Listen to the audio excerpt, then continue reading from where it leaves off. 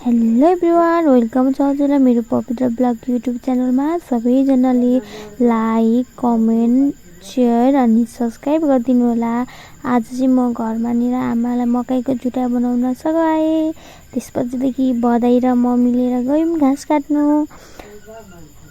म चाहिँ नि 15 वर्ष पछाडि घाँस काट्न गएको के घरको छेउको जङ्गलमा।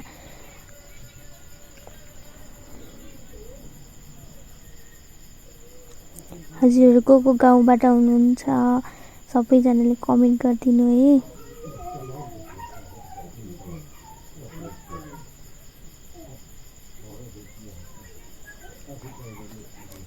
जङ्गलको बाटो हैन यस्तो राम्रो त कहाँ हुन्छ र, यस्तै हो बाटो त।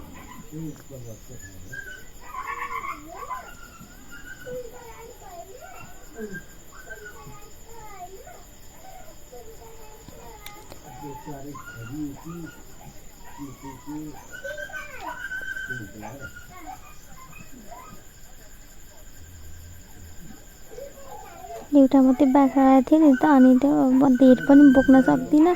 अनि यतिले नै बारी पुग्यो हैन मलाई चाहिँ। अनि मैले बारी लाउन थालेँ, यति भए पनि मेरो बधाई आजको क्यामेराम्यान। अनि त्यसपछि मुठा बान्यौँ, त्यसपछि अब घरतर्फ लागेको। घर गयौँ अनि घर गएर कस्तो भोक लाग्यो कि, अनि त्यसपछिदेखि चटपटी खाएँ, बनाउन लाग्यो अनि चटपटी बनाएँ। तपाईँहरूलाई कोलाई मनपर्छ गिलो चटपटी लतक्की बनाएर खाएँ।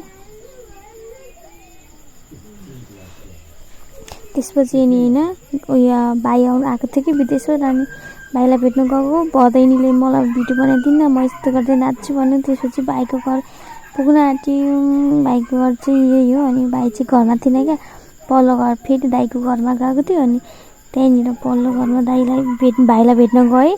अनि भाइ पुरा फोन चलाउँदै बस्दै थियो कि, ए भिडियो नबना भन्दै थियो भेटेर। अनि भाइसँग एकछिन बसेँ, भाइसँग एकछिन गफ गरेँ। अनि घर आउँदा त रात पर्यो। अब बाई बाई।